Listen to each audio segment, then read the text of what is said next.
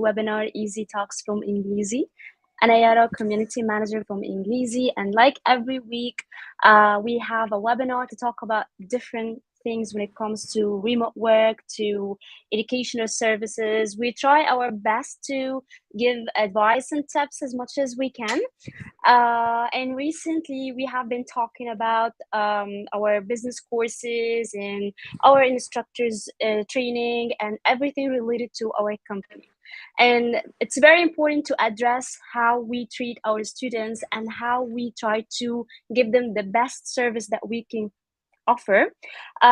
So actually, it's a very special webinar to me because we have here Abby. She is actually the head of operation department, and she knows everything about how we treat our students and how we can maintain their satisfaction and make sure that we are providing them the best service that we can. Abby, how are you? Hi, I'm fine. How are you? All good. I'm so excited that we have you here today, because actually, recently, we try to tell people that how much we care about our students. And some people might think that because we provide online service, we might actually not get in touch well with the students. So we want to show people that actually we do it very well, and we always try to give the best that we can. So are you ready? Yeah. So our main goal today is to let everyone feel secured and comfortable joining us as a student. All right? Sure. Okay, let's get started.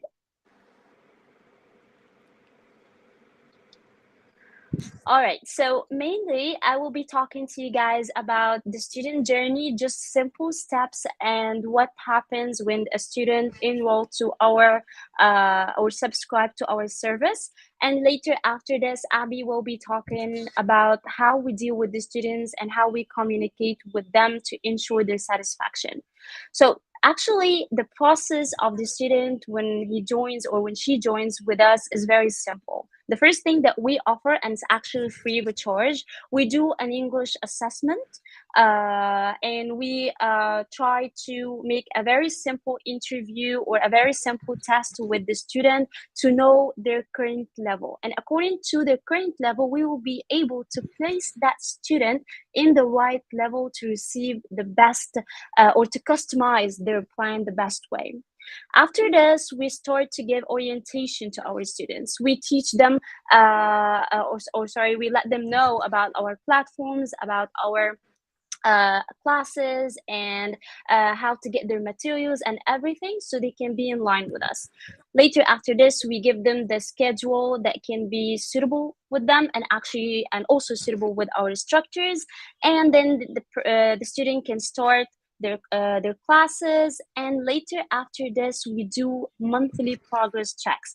Actually, a progress check means a very simple assessment to know how the students progresses in our curriculum with our curriculum or with our plan.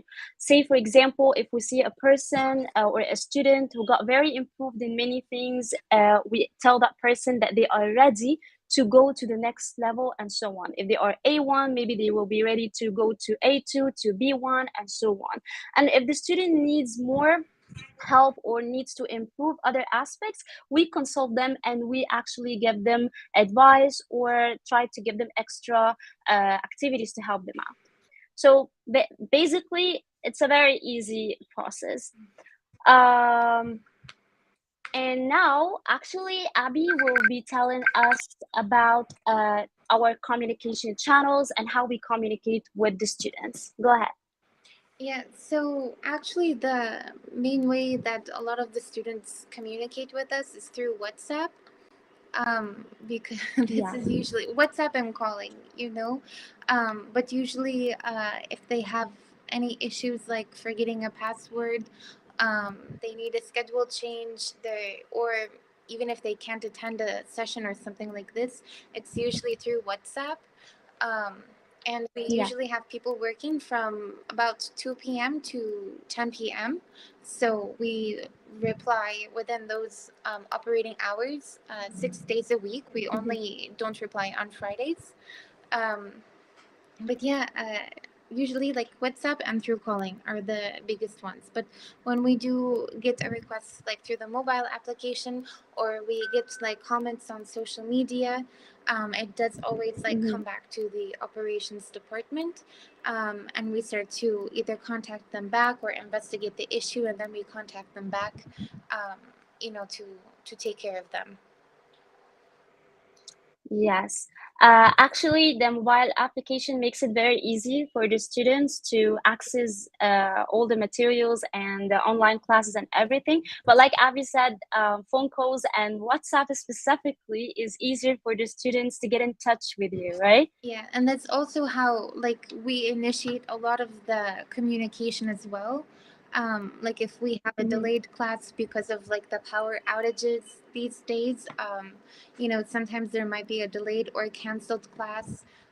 If we have holiday Yeah. breaks, like during Eid, we send out like WhatsApp messages to everybody, Mm-hmm. announcing like our break, like the vacation times or vacation dates, things like this. So WhatsApp actually it's ended up being like the biggest form of Much. communication actually. Even when we check up on D- students if they didn't attend for a while yes. or something like this, we send them a WhatsApp message. And when we put out our student survey that we're like actually launching today, it's all being sent out Mm-hmm. through WhatsApp. So WhatsApp is definitely like the Okay. main channel of communication. Yes. Do you guys have like a group on WhatsApp or you message every student individually? No, we message every student individually. So if there's Mm. And class we also have an cancellation, announcement there's section. people like Yeah, sending messages to all of the students right away. to ask them. Yeah. Yes, okay. I believe for announcement and all, we have a feature in our application for announcements and like all the students to know. So we post it on the application, but mainly WhatsApp is like to know to like be in contact with each student efficiently.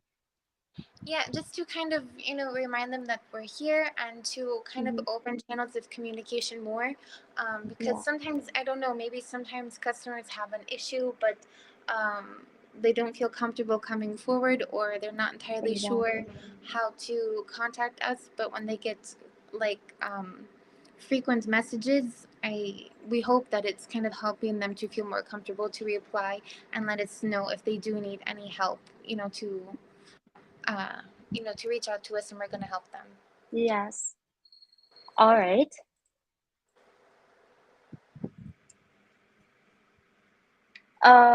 So actually, we also ensure that we understand every concern a student might contact us about. So, what is like your strategy or procedures when it comes to maybe dissatisfied student? Um, it depends on like what they're dissatisfied about, but generally, I mean, we'll do everything we can to make sure everybody's happy. You Yeah. know, Usually the main issue that we see is just most often changing their schedule. Maybe Mm. somebody got a new job, so they can't do like their early sessions anymore, and they want a later session, something like this.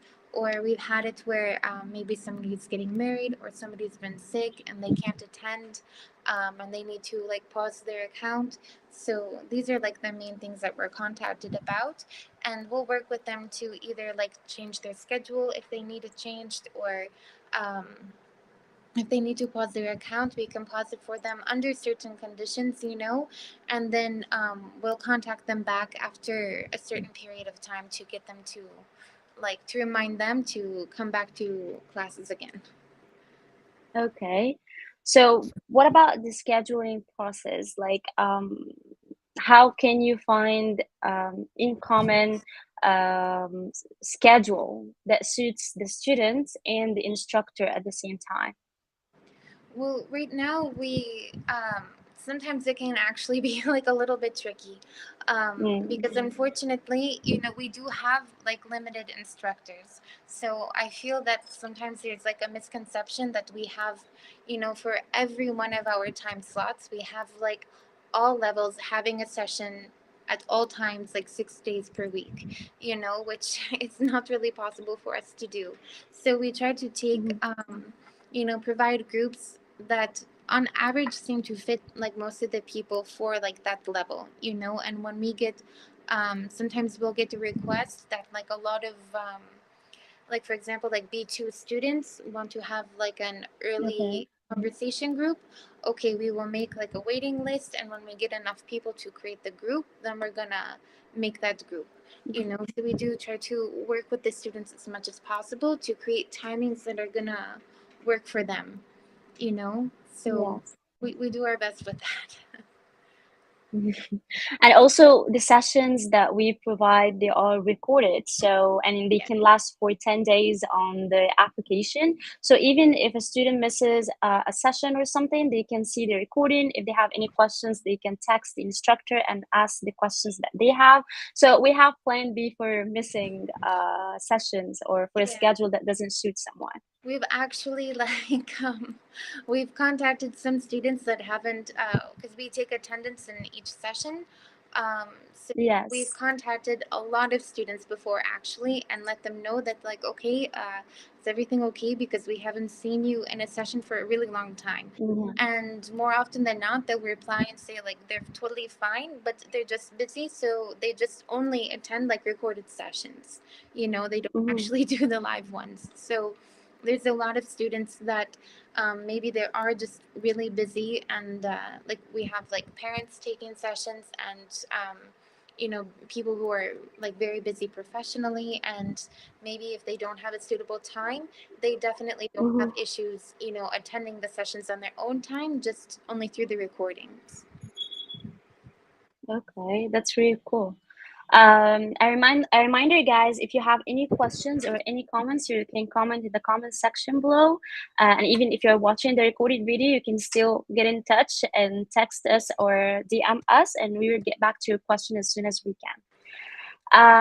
So what else we can actually do to ensure satisfaction with our students? How can all departments connect with each other? Well, we often, I mean, we do have a big, like, interconnected network where we're always communicating with sales, for example. If they talk to a Mm-hmm. student, like a new student, and they know what days or times they're preferring for a schedule, they let us know, so we don't have to, like, keep asking the student. We don't have to waste any time. Yes. We can streamline the process a little bit more.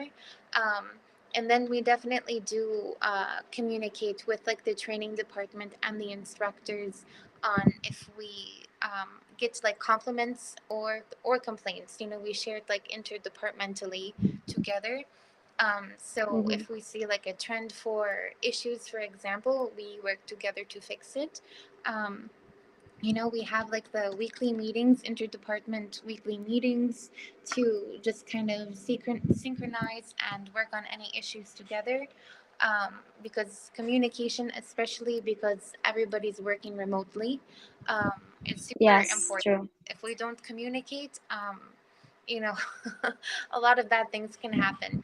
So it's really important. Exactly. We're talking to other people in other departments like every single day. It's kind of impossible to not to just stay within your own department, I think. Exactly. I feel it's very important that all departments are connected with each other. I mean, if a student might be feeling shy or something, maybe they will be feeling shy to contact the operation team or someone from the management team, but actually they won't feel shy contacting the teacher. So if the teacher or the instructor are not, isn't in contact with us as operation or management, or even in contact with Southam, the training manager, it will be a problem.